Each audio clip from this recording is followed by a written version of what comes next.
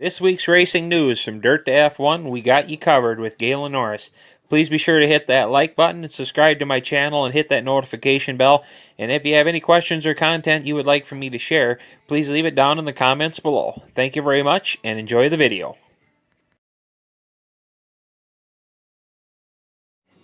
Well, hello everybody. This is Galen Norris here from this week's racing news from Dirt to F1. We got you covered. Well, the Daytona duels are in the books, ladies and gentlemen. Joey Logano and William Byron were your winners, followed in second by both Jimmy Johnson, following William Byron in Duel 2 with Eric Almirola, and coming in second in the first duel with behind Joey Logano. The two drivers that did not make the field this year will be Daniel Suarez and J.J. Yaley, as they were both caught in wrecks. Suarez was in Duel 1, was pulled out from behind Brad Keselowski as they were pitting, but unfortunately Ryan Blaney was to his outside and Ryan Newman was to the outside of Ryan Blaney. Blaney and Suarez made contact, sending Suarez up into the fence, damaging his car beyond repair. Blaney did have some damage, was able to continue.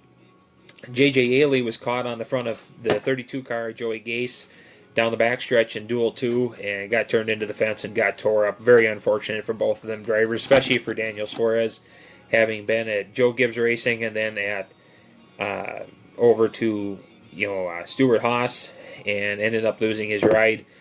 In that situation, very poor situation for him. Very sorry for him, being an Xfinity Series champion, trying to make it the sport as a minority. So I kind of feel sorry for him in that way. I do like him as a driver. I think he has potential. Just hasn't been able to settle. Kind of like Joey Logano at when he was at Gibbs, he just didn't get to settle into a spot and really get used to it like he has now here at Team Penske. Overall, I thought the racing was pretty good. I caught the end of the first duel, and I noticed that the cars were able to really kind of get down and side draft a lot. You could get onto that rear quarter panel on the right side and really get a slingshot past. I think it was at least counted 4 or 5 times that Joey Logano pulled that off on Ricky Stenhouse Jr. towards the end of the race, where he was able to just get right down there and just more or less slingshot himself past. I also noticed that the manufacturers seem to be able to stay together as a group and really seem to be able to tandem draft each other, or as a full line form, and really be able to get a lot of good runs moving. Of course, during the race that could change because there'll be a lot of Chevrolets and Toyotas mixing into the groups with Fords. So maybe we will have a better idea of how those runs are going to work during the 500. But if it's anything like I saw tonight, I would be more than ecstatic. I think they could have themselves a very good race coming Sunday. The only factor I could see that maybe made the racing that could make a difference is, tonight the track had been washed off from a rain. It was cooler, being nighttime. The aerodynamics, maybe it was just different. Sunday it could be hot and slick. And they're not going to be taking as many chances during the race, during the middle portions of the race on Sunday, except for when they come close to the end of the stages.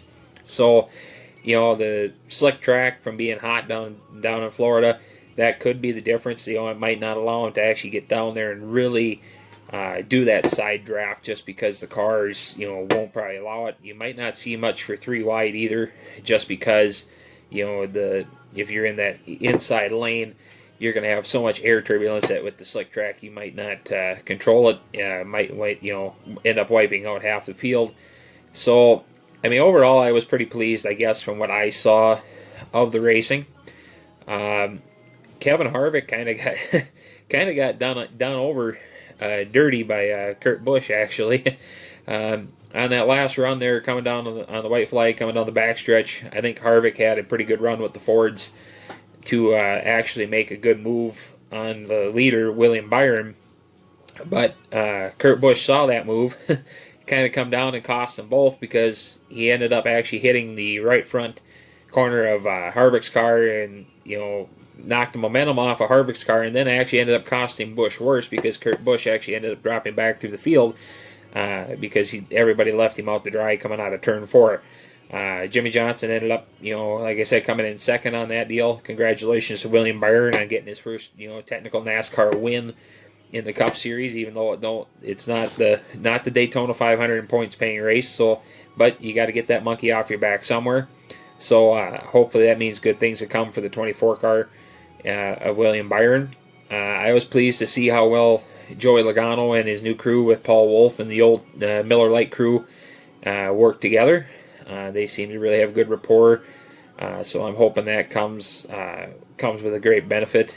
I did get to see an interview with Ricky Stenhouse Jr. before the race, where he was talking about his new crew, new car, new pit signs, and I actually think that the new surroundings will actually be a good thing for him and get him a good start in being able to really re-resurrect his career. I think at Roush Fenway he was just in a situation where he just could not. The funding wasn't there for the teams to race competitive, but I just don't think he had the ability to, almost like it was stagnant, and he had trouble there when he was in the Xfinity Series before he won back-to-back titles, where they pulled him out of the car for a while.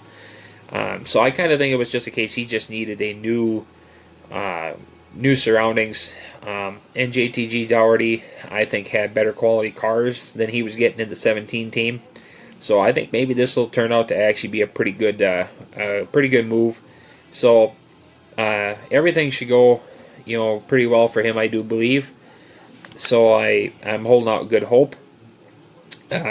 Otherwise, like I said, I think if this is a sign of things to come, I do believe we're going to be in for a good race, especially towards the end of the event on the Daytona 500. I just hope it's not a wreck fest like the last couple of years. I can't really stay on that. I mean, I know it's part of the sport, part of the restrictor plate racing, but as a racer, I don't like seeing that all the time. That's not quality racing. I mean, if I want to go to a demo derby, I'll go watch a demo derby. I don't pay to watch stock cars get destroyed, especially when you know how much they cost. So that's my recap on what I think could happen for the Daytona 500 and some of the results. I was glad to see there was only 2 wrecks because I was really worried that maybe somebody was going to, get either Bowman or Stenhouse would end up with wrecked cars. So I was glad to see that didn't happen. So that's my review on the Blue-Green Vacation Duels. I hope everybody has a great evening. I hope everybody has a great Daytona 500. I'll see you again after the 500 when we can review how the race turned out, who won, what I thought of the racing, and what do we have to look forward to at the upcoming tracks that we have to run at. So, thank you, and keep her between the lines.